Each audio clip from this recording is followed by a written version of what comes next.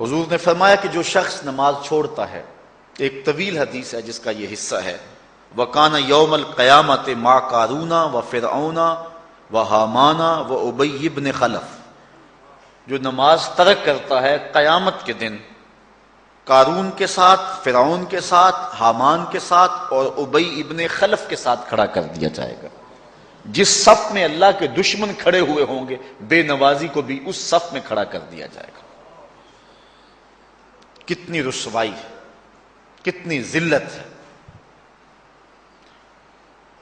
کوئی بندہ یہ گوارا کرتا ہے کہ مجھے اس صف میں کھڑا کر دیا جائے جس میں دشمنان خدا کھڑے ہوں، دشمنان رسول کھڑے ہوں، میری کوئی بہن، میری کوئی بیٹی، کیا یہ گوارا کر سکتی ہے کہ اس کو حضور پہ کانٹے پھینکنے والی ام جمیل کے ساتھ کھڑا کر دیا جائے، اس کو حضور کو اذیت دینے والی عورتوں کے ساتھ کھڑا کر دیا جائے؟ نہ میری کوئی بہن اور نہ کوئی میری ماں اس بات کو گوارا کرتی۔ تو جب ہم یہ گوارا نہیں کرتے تو پھر ہمیں عزم کرنا چاہیے کہ آج کے بعد نماز نہیں چھوڑنی ہے۔ میں نے کسی جگہ پہ یہ بات بیان کی اور ساری گفتگو اسی عنوان سے ہوئی، کچھ ماحول ایسا بنا ہوا تھا، تو مجھے بعد میں صابر نامی وہاں کے ایک ساتھی نے فون کیا 2 یا 3 دن کے بعد، کہنے لگا کہ ہماری بستی میں ایک شخص بھی بے نمازی نہیں رہا ہے۔ اس حدیث کا زور اتنا ہے، اس حدیث کا وزن اتنا ہے۔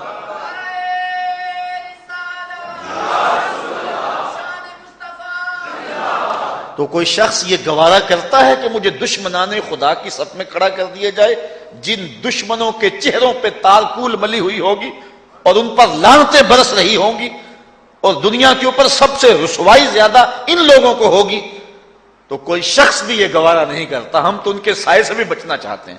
میرے مالک، ہمارا حشر ان کے ساتھ نہ کرنا، ہمارا حشر تو ابو بکر عمر کے ساتھ کرنا، ہمارا حشر تو عثمان غنی کے ساتھ کر دینا، ہمارا حشر تو مولا کائنات کے ساتھ کر دینا۔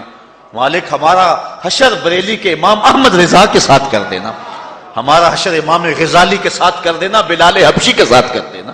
ہماری آرزویں تو یہ ہیں، ہماری تمنائیں تو یہ ہیں۔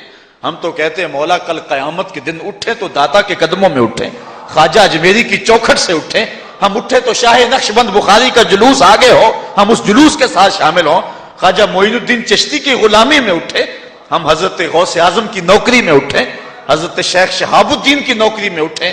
تو ہماری آرزویں تو یہ ہیں، ہماری تمنائیں تو یہ ہیں، لیکن اگر ہم یہ چاہتے ہیں کہ ہم ان لوگوں کے ساتھ اٹھیں تو پھر ایک نماز بھی ترک نہیں کرنا ہوگا، اور اگر نماز ترک ہو گئی تو کتنی بڑی سزا ہے، کتنی بڑی رسوائی ہے، کتنی بڑی ذلت ہے، اور یہ آپ کے رسول کا فرمان ہے۔ اللہ اکبر، کہ قیامت کے دن وہ شخص جو نماز نہیں پڑھتا، قیامت کے دن اس کو دشمنان خدا کی صف میں کھڑا کر دیا جائے گا۔ یہ ہو نہیں سکتا کہ ہم نے یہ حدیث سن لی اور اب نماز قصدن چھوڑیں۔ آج عزم کر کے اٹھیں، اور اولاد نہیں آئی، بیٹیاں نہیں آئیں، گھر والے نہیں آئے، لیکن جا کے اس بات کو گھر میں نافذ کرنا ہے، اس کو حکمن نافذ کرنا ہے گھر کے اندر۔ ہمارا گھر ہو رسول اللہ کی امتی کا اور گھر میں کوئی بے نماز ہو، یہ حکم دینا ہے، وَأْمُرْ أَهْلَكَ بِالصَّلَاةِ، فرمایا اپنے گھر والوں کو نماز کا حکم دو۔ اس گھر میں نحوست ہوتی ہے جس گھر میں بے نمازی ہوتے ہیں۔ اس لیے آج ہم یہاں سے عزم کر کے جانا ہے کہ آج کے بعد ہم نماز نہیں چھوڑیں گے انشاءاللہ۔ اتنے زور سے کہو کہ شیطان کا کلیجہ پھٹ جائے۔ اللہ ہماری اس انشاءاللہ کو قبول کرے، قبول کرے۔ اللہ ہم کو پنجگانہ سجدے کی توفیق دے۔ کتنا بد نصیب ہے شخص کہ جس کی پیشانی اس کی حضور جھکتی نہیں ہے، سارا دن کبھی کسی کو سیلوٹ کرتا ہے، کبھی کسی کو سیلوٹ کرتا ہے، کہتا ہے میرے اس سے بھی تعلق ہونے چاہیے، اس سے بھی واسطہ ہونا چاہیے، اس سے بھی رابطہ ہونا چاہیے، کبھی دنیا میں کام پڑ جاتا ہے، اس سے بھی تعلق رہنا چاہیے میرا۔ کہاں کہاں صبح سے لے کر شام تک سلوٹ مارتا ہے، ایک اللہ کے حضور نہیں جھکا جاتا۔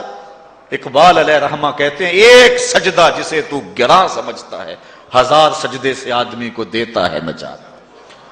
آؤ اللہ کے حضور بندگی کا سر جھکائیں۔